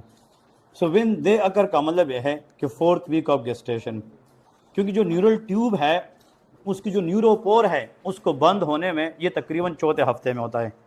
तो अगर वो ना हो जाए तो न्यूरल ट्यूब डिफेक्ट आएंगे कि नहीं। So when they occur around the 4th week of gestation, ठीक है जी। How they occur due to the failure of neuropore closing and why they occur because of folic acid deficiency. इस तरह याद रखें। So when they occur at a 4 week है, how they occur due to failure of closing posterior neuropore and why they occur due to deficiency of folic acid deficiency. ये 3 basic question थे, तो आप लोगों ने ये 3 बेसिक्स अपने पास याद रखने हैं कि इसी के ऊपर ही आप लोग जो है ना फिर डिस्कस करेंगे कि इसका एक्चुअल मतलब क्या है और इसमें आप लोगों ने इसको याद कैसे करना है। इधर देखें, ये तो आप लोग समझ गए, लेकिन अब लेके इन्वेस्टिगेशंस क्या है, इन्वेस्टिगेशन डिस्कस करते हैं। अगर मिसाल के तौर पे इन्वेस्टिगेशन, इस पे डिटेल में नहीं जाऊंगा, लेकिन फिर भी थोड़ा सा अब समझाने के लिए बताता हूँ कि अगर एक मदर है और she is a pregnant but we think कि इसके बच्चे को न्यूरल ट्यूब क्या हो सकता है, डिफेक्ट, तो before the birth of the baby हम कौन सी टेस्टिंग कर सकते हैं, इससे हमें पता चलता है 2 टेस्टिंग। कितने? 2 टेस्टिंग। तो लेके मदर सैंपल, एक तो मदर की ब्लड से सैंपल लेंगे, यहाँ पे लेके मदर सैंपल, और यहाँ पे लेके एमनियोटिक सैंपल। कौन सा? Amniotic cavity, amniotic sample, amniotic sample. ठीक है जी, अब इसको थोड़ा सा डिस्कस करते हैं। एमनियोटिक सैंपल, अब देखें गौर से सुने। हाँ, फॉर एग्जाम्पल फीटस है ना, फीटस, लेट सपोज एक ऐसे कंडीशन की बात करते ताकि आप लोग सीख जाए। नाउ फॉर एग्जाम्पल मैं एक्ट एज ए फीटस करता हूँ ताकि आप लोग को समझ आ जाए कि इसका मतलब क्या है। I am a foetus and me is surrounded by amniotic cavity, ऐसा है क्या? नहीं, क्योंकि जो फीटस है वो किसके अंदर है? एमनियोटिक कैविटी, और इसके बाहर जो है वो यूट्राइन कैविटी है। क्या है? Uterine cavity. Now my liver, the fetal liver produce alpha fetoprotein. क्या बनाती है? Alpha fetoprotein. जो मेरा लीवर है ना वो क्या बनाती है? Alpha fetoprotein. तो जब वो बनेगी तो मेरे ब्लड में आएगी। किस में आएगी? न कि एमनियोटिक कैविटी में जाएगी। बात समझने की कोशिश करें, मैं तो एक फीटस हूं, तो मेरा लीवर तो अल्फा फ्यूटो अंदर बना रही है, तो मेरे बॉडी में रहेगी, लेकिन मेरे बाहर कैविटी में, जब तक मेरा इधर डिफेक्ट ना हो। बात समझने की कोशिश करें, ठीक है ना? इसका मतलब यह है कि न्यूरल ट्यूब डिफेक्ट के अंदर वर्टिब्रा रिमेन ओपन, ऐसा है कि नहीं? तो जब ओपन रहता है ना तो वो अल्फा फ्यूटोप्रोटीन पूरे ब्लड से होकर आती है, लेकिन जब उसको मेनिंजिस का दरवाजा बंद होना, ये बाहर ब्लड में एमनियोटिक कैविटी में नहीं आ सकती। तो ऐसा न्यूरल ट्यूब डिफेक्ट जिसमें अल्फा फ्यूटोप्रोटीन एमनियोटिक कैविटी में रेज हो, तो उसमें मेनिंजिस हर्निएट है कि नहीं? वो स्पाइना बाइफिडा अकल्टा है। लेकिन जिसमें डिफेक्ट लोअर बैक में हो, लेकिन उसमें बच्चे से अल्फा फ्यूटोप्रोटीन किधर जा रही है? एमनियोटिक कैविटी में, तो उसका या तो मेनिंजिस का मसला है या स्पाइनल। तो मेनिंगोसील और मेनिंगोमायोसील दोनों में ज़्यादा होती हैं, ये बहुत ज़रूरी है। तो जिस एमनियोटिक सैंपल में, जिस एमनियोटिक एमनियोसिंथेसिस, कौन सा? एमनियोसिंथेसिस, गायनेकोलॉजिस्ट ये डेली करती है, रोज इसका काम होता है। एमनियोटिक फ्लूइड लेती है, एमनियोसिंथेसिस करती है, और उसमें एएफपी देके, कौन सा? अल्फा फ्यूटोप्रोटीन, और वो क्या हो? रेस हो। तो मे भी इस मदर ने प्रेगनेंसी में फोलिक एसिड का ख्याल नहीं रखा है। इसका मतलब यह है कि इसके बच्चे में न्यूरल ट्यूब डिफेक्ट है, लेकिन स्पाइना बाइफिडा अकल्टा के चांसेस मेनिंगोसील या मेनिंगोमायोसील है। ये बहुत इंपॉर्टेंट है। तो अगर आप फर्स्ट एड पढ़ेंगे ना, उसने आधा पॉइंट लेके आधा काया है, उन्हें लेके फर्स्ट एड ने कि रेज होता है, बट हर एक में रेज हो नहीं होता है। ये बहुत जरूरी पॉइंट इंपॉर्टेंट है, ठीक है जी। तो जब अकल्टा है, हिडन है, तब तक वो अल्फा फ्यूटो को लीक होने नहीं देगी। तो spina bifida raise in meningocele and meningomyelocele. लेकिन ये हम किस में चेक करेंगे? फीट एमनियोटिक कैविटी में। कौन से? एमनियोटिक कैविटी में। डन हो गया कि नहीं? ओके। जो नर्व्स है ना, स्पाइनल कार्ड न्यूरॉन से बना है कि नहीं? और वो एक एंजाइम सिक्रेट करती है, एसिटाइल कोलिन एस्टीरेज। कौन सा? Acetyl choline एस्टीरेज। ACH का मतलब एसिटाइल और E का मतलब एस्टीरेज है। अगर यहाँ पे वो पैरासिम्पथेटिक, जैसे ये एसिटाइल कोलिन को ब्रेक करता है ताकि नॉर्मल से ज्यादा काम हो ना करे। अगर ACE बन रहा है स्पाइनल कार्ड में तो ठीक है, लेकिन अगर ये एमनियोटिक कैविटी में लीक करना शुरू कर जाए, इट्स मीन कि उसको रास्ता मिल रहा है जो रास्ता नहीं होना चाहिए। तो या तो मेनिंजिस का इशू है या स्पाइनल कार्ड का अपना है। अकल्टा के अंदर ये बाहर हो, तो अगर बच्चे से अल्फा फ्यूटो और एसिटाइलकोलिन एस्टीरेज ये कहाँ पे बढ़ना शुरू हो जाए, एमनियोटिक कैविटी में, तो आप समझ जाए कि इस बच्चे को न्यूरल ट्यूब डिफेक्ट है, या तो मेनिंगोसील है या मेनिंगोमायोसील है। ये बहुत जरूरी है। तो आप लोगों ने यहाँ पे याद रखना है कि that is called amniotic cavity. Okay, alpha fetoprotein बच्चा बना रहे कि नहीं लीवर में, उस बच्चे में जब हमने अल्ट्रासाउंड की ना प्रीनेटल बिफोर द बर्थ, तो पता चला कि इस बच्चे की बैक में कोई स्वेलिंग हो, लेकिन इसके एमनियोटिक कैविटी में क्या चीज बढ़ रही है, अल्फा फ्यूटो। तो इसका मतलब कहीं से तो आ रहे हैं ना, इसका मतलब नीचे स्पाइनल कार्ड का मसला, ऊपर ब्रेन नहीं बना है, एनेंसेफेली है। समझ रहे कि नहीं, क्योंकि अल्फा फ्यूटोप्रोटीन लीक ऊपर से भी होता है जब ब्रेन की कैविटी नहीं बनी हो। तो अल्फा फ्यूटोप्रोटीन बढ़ने का मतलब या तो न्यूरल ट्यूब के अंदर इंटीरियर न्यूरोपोर का मसला है या पोस्टीरियर न्यूरोपोर का मसला है। अगर एंटीरियर न्यूरोपोर का मसला है तो एनेंसेफेली है, पोस्टीरियर न्यूरोपोर का है तो न्यूरल ट्यूब डिफेक्ट्स हो सकती है। कुछ समझ गए कि नहीं। तो हमने एमनियोटिक कैविटी से, एमनियोसिंथेसिस से हमने लेना है इधर, that is called alpha fetoprotein, ठीक है जी, AFP, and that is acetylcholinesterase, ठीक है जी, एसिटाइलकोलिन एस्टीरेज, ठीक है जी। ये दोनों लेवल हमने चेक करने हैं और ये बहुत इंपॉर्टेंट है जो आप लोगों ने समझना है कि एसिटाइलकोलिन एस्टीरेज जो CSF के अंदर है, सेरेब्रोस्पाइनल फ्लूइड के अंदर है, वो डिफेक्ट की वजह से एमनियोटिक कैविटी में जाता है और वो तब जाएगा जब मेनिंगोसील हो या मेनिंगो, क्योंकि CSF सब अरेक्नोइड स्पेस में होता है और सब अरेक्नोइड स्पेस अरेक्नोइड के नीचे होता है। तो जब तक वो ठीक है तो वो लीको नहीं करेगी, तो इसमें ये नहीं बढ़ती इसमें, लेकिन इन दोनों में बढ़ जाती है। तो इसका मतलब ये है कि मे आर मे नॉट रेस, ऐसा है कि नहीं, क्योंकि अकल्टा में रेज हो और दोनों में रेज होती है, ठीक है जी, दोनों में रेज होती है। तो ये आप लोगों ने यहाँ से सीखना है कि अल्फा फ्यूटो। और दूसरी बात यह है कि अगर फॉर एग्जांपल अल्फा फ्यूटोप्रोटीन मदर में देखे AFP अल्फा फ्यूटोप्रोटीन, ये भी एलिवेट होती, क्या होती है, एलिवेट, क्योंकि फीटस से कंटिन्यूसली वो मदर की तरफ भी आ सकती है प्लेसेंटा के थ्रू, तो मदर का लेवल भी क्या करेगी, अपने साथ बढ़ाएगी, ठीक है जी, वो बढ़ाएगी। तो मदर का अपना भी बंद रहे, बच्चे से भी बंद रहे, तो उसका मेटरनल सीरम में, इसको MSAP कहते हैं, मेटरनल सीरम अल्फा फ्यूटोप्रोटीन कहते हैं।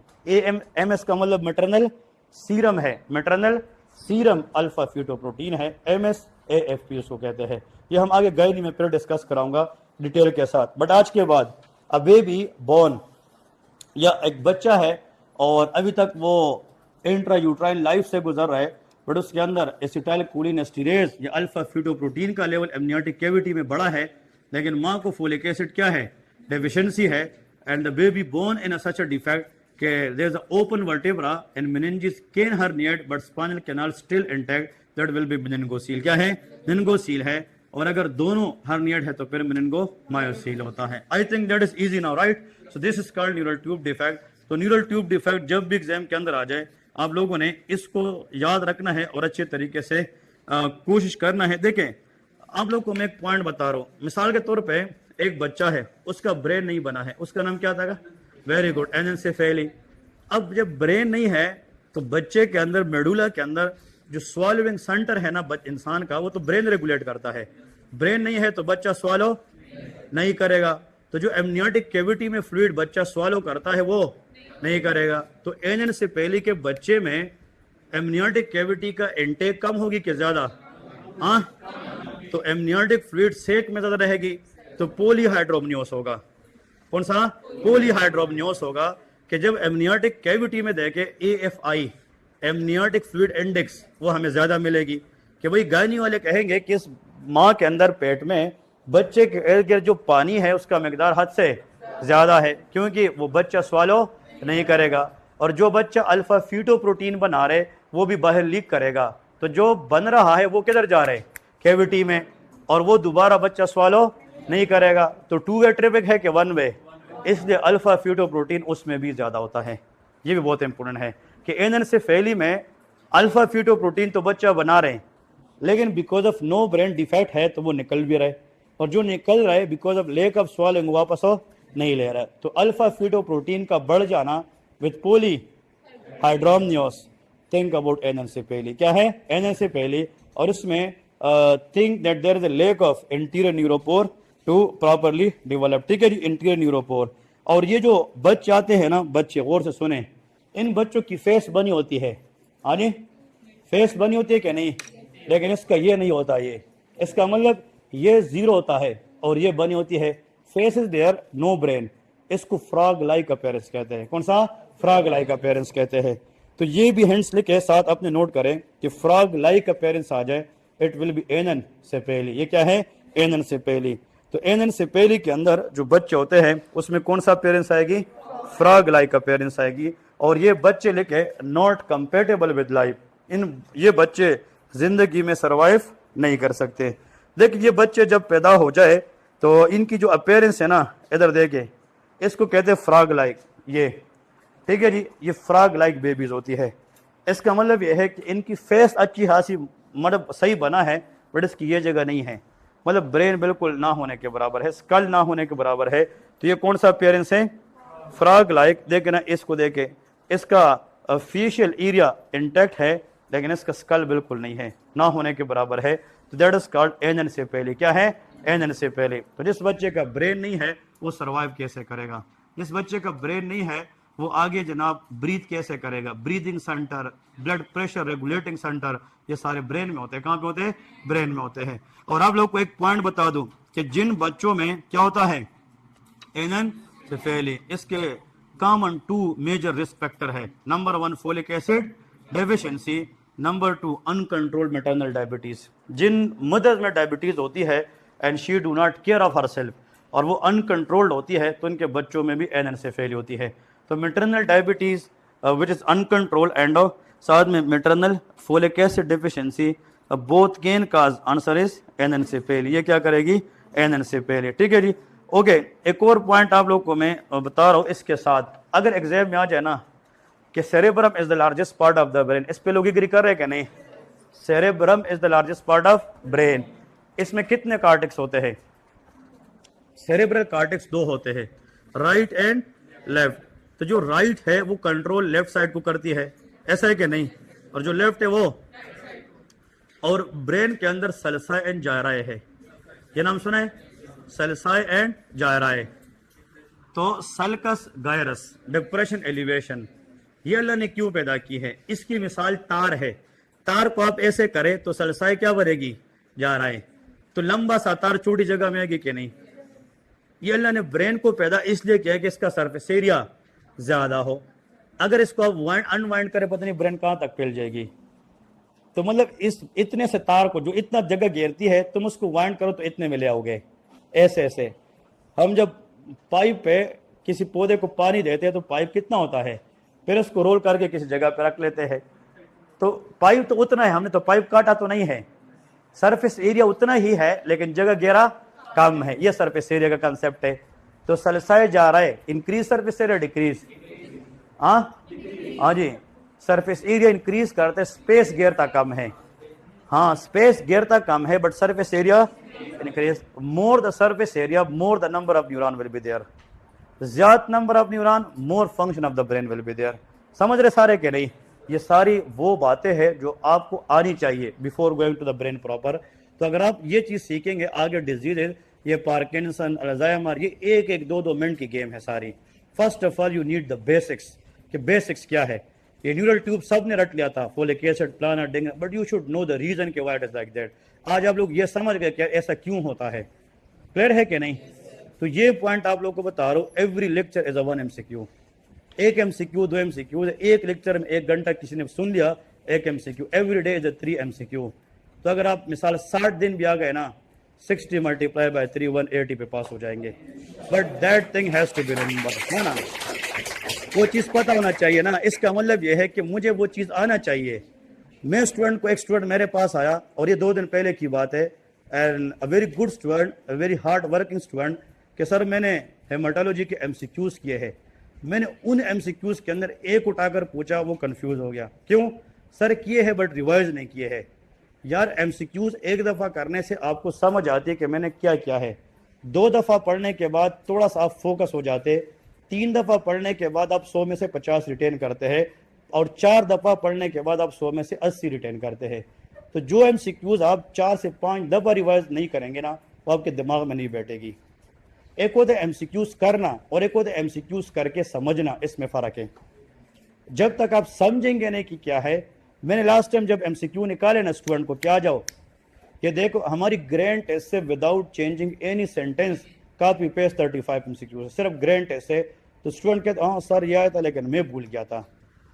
अब एक क्वेश्चन आया था कि मल्टीपल माइलोमा में क्या देते हैं मिसाल, तो A B C D option में 3 ऐसे थे जिससे आपको पता चलता था कि यार ये तो हो नहीं सकता, साइक्लोफॉस्फेमाइड इस तरह। तो जो चौथा ना भी पता होना फिर आंसर वो होता है, क्योंकि आपने 3 साइड पे किए हैं। तो डिडक्टिव मेथड्स भी सीखना है आप लोगों ने। एमसीक्यूज करना आर्ट है, एमसीक्यूज करना आर्ट है, पढ़ता तो हर एक है बट हर एक परफॉर्म नहीं करता। इसलिए आप लोगों को रिक्वेस्ट ये है कि जहां से भी जो भी एमसीक्यूज करे उसको अच्छे तरीके से करें। और मेरा तो बिलीव ये है, rather than to do 10,000 MCQs, do 1,000 but that should be according to the exam. आपको ये पता हो कि यार एग्जाम के अंदर मुझे क्या करना है, एग्जाम मुझसे क्या पूछता है। अब मैं सीवीएस टेस्ट लूंगा ना 29 को, आप लोगों को पता चल जाएगा एक सिंपल टॉपिक से मैं ऐसा क्वेश्चन उठाकर दूंगा कि अच्छा बंदा भी गलत करेगा, और जब बाद में मैं कहूंगा वो कहेगा हाँ सर ये तो ये है, बिकॉज टीचर को पता होता है मैंने स्टूडेंट को डाच कैसे करना है। That is the point. आप लोग को मैं अभी से कह रहा हूँ, डायलेटेड कार्डियोमायोपैथी, इसमें से क्वेश्चन मैं लाऊंगा और इस 80% आप लोग गलत करेंगे, मैं फिर बताऊंगा कि गलत है कि नहीं है। क्यों, मुझे पता है उस लेवल तक, और वो इतना सिंपल कंसेप्ट है कि 5 सेकंड बट उस पर कोई सोचता नहीं है। लेकिन आप लोग कहेंगे कि जिसमें आएगा कि डायरेक्ट हमने उसको टेक करना है, ठीक है। तो आने वाले टेस्ट के अंदर जो डायलेटेड कार्डियोमायोपैथी है वो 8 एमसीक्यूज का ऑप्शन में होगा, समझ रहे कि नहीं। तो मतलब ये है, तो 8 एमसीक्यूज को तो आप एक टेक नहीं कर सकते ना। तो that keep in the mind कि सर इस टॉपिक के ऊपर छेड़ेगा, हमसे 2-3 लाइन के क्वेश्चन पूछेगा, आसान आसान, किसी ने वो कर लिया वो पास है, ठीक है जी। हाँ, एमसीक्यूज जो है आप लोगों को क्वालिटेटिव आने चाहिए। अगर मैं बहुत कॉम्प्लेक्स एमसीक्यूज बनाऊं जो आपका लेवल नहीं है फिर भी फायदा नहीं है, बहुत इजी बना के तो फिर भी फायदा नहीं। आप पता है एमसीक्यूज में थोड़ा सा लंबे क्यों बनाता हूं, ताकि आप लोग टाइम मैनेजमेंट सीखे। ऐसा नहीं कि 1 लाख एमसीक्यूज दे दो और तुम 5 मिनट बाद कहो मैंने कर लिया, नहीं, आप वो 30 मिनट उस पर लगाए तो वहां पे 3 घंटे लगा सकोगे, और 3 घंटे लगाओगे तो तब वो एमसीक्यूज आप लोगों की माइंड। बहुत सारे स्टूडेंट का ये मसला होता है, आता सब कुछ है, उनसे 20-30 रह जाते हैं। टाइम मैनेजमेंट किसी को इशू है कि नहीं है, ये काफ़ी लोगों को है। तो इसके लिए आप लोगों ने बैठना है, प्रैक्टिस करना है, बार बार करना है, ये बहुत ज़रूरी है, और इस पे ही आप लोगों ने चलना है। दूसरी बात ये है ना, एक अनाउंसमेंट ये था, मैं अब जहन में आया है, आप लोग का जब 12 बजे क्लास ख़त्म होगी ना, इसके बाद 12 साढ़े 12 तक, ठीक है जी, तो आप लोग, कुछ लोग ऐसे हैं जो इधर पढ़ने के लिए पर आते हैं, आज के बाद इधर ग्रुप स्टडी नहीं चलेगी, क्योंकि मैंने देखे सारा गपशप है, सही है, सारा A to Z गपशप है। ग्रुप स्टडी 3 घंटे करने के बाद जब मैं उस ग्रुप के पास जाता हूँ किसी को एक वर्ड भी नहीं आता। तो जो स्टडी के लिए आएगा ना, मैं टाइम आज डिसाइड करूंगा, और मेरी बात और से सुने, सारे आएंगे तो सबको हेल्प करेंगे, 10 आएंगे तो 10 को करेंगे। आप लोगों ने 5 बजे आना है, ठीक है जी, 5 बजे, क्योंकि आप लोगों के पास सेकंड क्लास चलती है। 5 के बाद आप लोगों को मैं 8 बजे तक 3 घंटे टाइम दूंगा, और सबको टेस्ट सेशन की शक्ल में बिठाऊंगा, और डेली टास्क दूंगा कि ये करना है आज।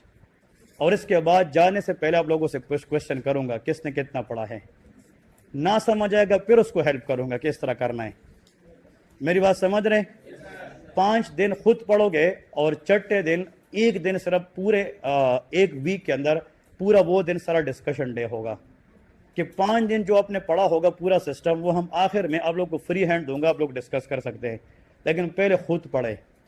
ग्रुप में 4 बंदे बैठते हैं, एक बंदा अच्छा पढ़ने वाला, वो अपना पढ़ाई दूसरे के ऊपर पक्की कर रहे, वो बता रहे, वो 3 वैसे हाँ ना कर रहे होते हैं, उनको पता नहीं चलता क्या चलता है क्या नहीं चलता, वो बस कहते हैं हाँ ठीक है ना। उनसे बाद में पूछे, कहते सर मुझे क्या पता, मैंने हाँ ना किया है, समझ गए क्या नहीं। तो मैं ये समझता हूँ, एंड आई बिलीव कि if you follow the pattern you will never fail in the exam. मुझे कम अज कम पता हो ना कि आप लोग बैक एंड पे क्या पढ़ते हो। मैं इधर 10 घंटे भी पढ़ाऊँ ना, जब तक आप खुद नहीं पढ़ोगे काम नहीं चलेगा, क्योंकि एग्जाम में आपने बैठना है, ये एक हकीकत है, ये हकीकत है भाई। और अगर मैं आप लोग को एक सिंपल सी मिसाल दूंगा, जिस दिन मुझे ये पता चला ना कि फॉर एग्जाम्पल इस पेपर में ये सवाल इस तरह आएगा, मिसाल के तौर पे मैं ये मेहनत छोड़ दूंगा, क्योंकि वो पेपर मैं आपको सारा पहले हल कराऊंगा कि मेरा एक बंदा भी फेल ना हो जाए। क्योंकि टीचर का ये सोच होते दिन रात सोचते हैं कि मैं स्टूडेंट के लिए क्या अच्छा करूं, मुझसे सारे कैसे पास हो जाए। क्योंकि आप पास होंगे तो आपकी बेइज्जत हमारी बेइज्जत है। मिसाल देता हूँ, आप एक बंदा भी रहते बंदे को फील होता है, ऐसा होता है कि नहीं? तो जिसको ये पता है ना कि ये आएगा, जो मैं कहता हूँ ये आएगा, अगर वो ऐसा हुआ ना तो फिर मैं वो मेहनत नहीं करूँगा, फिर आप लोग को वो चीज़ कराऊंगा, बस बात ख़त्म हो जाएगी। और एक पेपर को हम 10 दफ़ा रिपीट करेंगे, फिर पढ़ने की क्या ज़रूरत है? अगर हम कहते हैं कि यार 200 में से ये 100 इस तरह आ सकते हैं और वो आए, तो फिर आपकी एबिलिटी है। इसकी वजह क्या है? अगर किसी को ये नहीं पता ना कि पेपर किसने बनाए हैं, जैसे प्रोफेसर ने बनाए हैं, और मैं कहता हूँ कि ये 200 सवालात है और 200/200 ऐसे आएंगे, और वो वहाँ पे आ गए, तो या तो पेपर मैंने बनाए हैं। नहीं, फैक्ट की तरफ जाए ना, हम स्टूडेंट फैक्ट को सोचते नहीं है।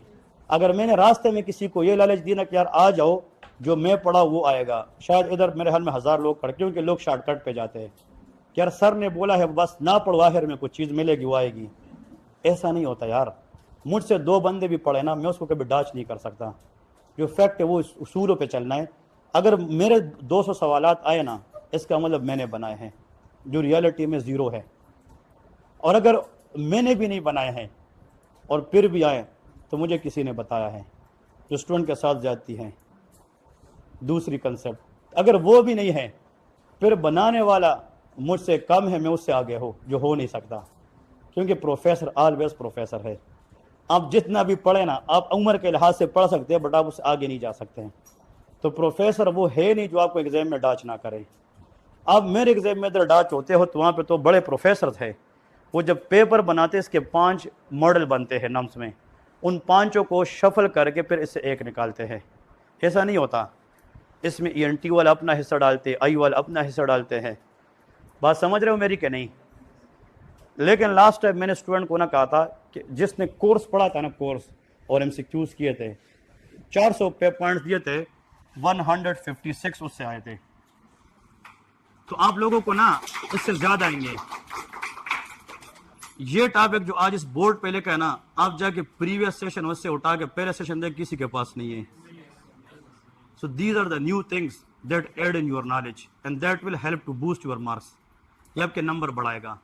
और इससे क्वेश्चन आते हैं, तो अगर इससे क्वेश्चन आया, जो लास्ट टाइम लोगों ने अगर 10 बंदों को पहले से, आधा जिसने पहले से पढ़ा होता है उसने तो कर लिया, बट 90% स्टूडेंट लकीर के वकील उस्ताद के पीछे चलते हैं कि जिस तरह ये कहेगा मैंने उस तरह करना है, क्योंकि एक साई की है ना। तो 90 इंशाल्लाह इसमें क्वेश्चन है कि 100/100 ठीक करोगे। क्यों? अगर आप इस पे तुक्का भी लगाओगे ना, तो एक सोच समझ के लगाओगे ना कि इधर हमने कुछ पढ़ा था, तो आपको रिकॉल होगा इस तरह। तो इस दफ़ा मैंने सोच ये रखा है कि मैं तक ज़्यादा जाऊँ, लेकिन हम किसी चीज़ को छोड़ेंगे नहीं, सारा पढ़ेंगे। और exam this time will be super easy exam, याद रखें। हाँ, लास्ट टाइम मैंने कहा था ना कि इजी एग्ज़ाम आएगा, और लास्ट टाइम था भी इजी एग्ज़ाम, उससे भी आसान एग्ज़ाम है। ठीक है जी, बट मैं फिर वही कह रहा हूँ, आप लोगों ने पढ़ना है। अगर आप लोग रिलैक्स हो गए ना, आसान चीज़ मुश्किल बन जाएगी। ऐसा है कि नहीं? आप लोग रात को 2 घंटे नहीं सोए, सुबह सवेर उठ के आए हो, क्योंकि सुबह जैसे मैंने स्टार्ट ली तो 5 मिनट में 6-7 बंदे सोए हुए थे। उन लोगों ने कुछ धक्के शक्के कहे, फिर उठ गए, तो शायद पूरी कर रहे थे। ठीक है जी, तो काफ़ी मैंने लोग नोट किया, मैंने कहा रहने दे। लेकिन कोशिश करें अपनी नींद को ठीक करें, टाइम पे सोया करें, टाइम पे आया करें। तो जो लोग इधर पढ़ने के लिए बाद में आना चाहते हैं, वो 5 बजे आएंगे, उनको मैं टास्क दूंगा कैसे पढ़ना है, कहाँ से पढ़ना है। MCQ प्रैक्टिस भी सिखाऊंगा कैसे करना है। ठीक है जी, मैं खुद टाइम दूंगा, लेकिन ग्रुप स्टडी यहाँ पे नहीं होगी, गपशप नहीं होगी। हाँ, घंटा पढ़ा, 2 बंदे डिस्कस थोड़ा करना चाहे, वो मैं टाइम दे दूंगा, बट बातें नहीं होनी चाहिए। जो आएगा, हाँ, जो कहते हैं मैंने रूम में पढ़ना है, उसकी जिम्मेदार मैं नहीं हूँ। सही है, जो मेरे सामने होगा मुझे उसका पता है कि ये क्या कर रहा है। अब इधर आप आते हो, बाद में जाके अपना किताब तक नहीं उठाते, मुझे क्या पता। और मैं इस पर बिलीव करता हूँ, खुद पढ़ने से टीचर के साथ 5 मिनट गुजारना बेहतर है, क्योंकि आपको 10 घंटे का काम आसान होता है। तो अगर आप ये 2 महीने अपने आप को देना, दुनिया को छोड़ दे, लोगों को छोड़ दे, 2 महीने, आप सारे इंशाल्लाह RMP होल्डर है। ठीक है, और ऐसे आप लोगों से बहुत कमज़ोर लोग जहाँ से गए हैं, जिसको पता तक नहीं था, जो एग्जाम से निकल के रो रहे थे कि सर क्या होगा क्या नहीं होगा, वो भी 1 भी कर गए, 2 भी कर गए। और याद रखे एक चीज़, वो अल्लाह देखता है इंसान को कितना आप सिंसियर है। जिस लोगों ने ये सोचता ना कि हम कुछ है, वो आज भी नारी 1 में बैठे हैं।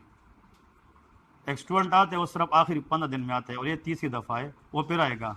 उस दिन टैबलेट इधर रखा होता है, स्टूडेंट कहते हैं कि यार ये जो सर पढ़ाते हैं तो हमने 4 दफ़ा पढ़ा है, इसमें और क्या है, वो 3 दफ़ा फेल हुआ है, वो आज भी फेल है। क्यों? उस चीज़ को उसने सीरियस ही नहीं लिया है। सीरियसनेस इज द की इन द एग्जाम। क्योंकि सीरियस आप होंगे एग्जाम।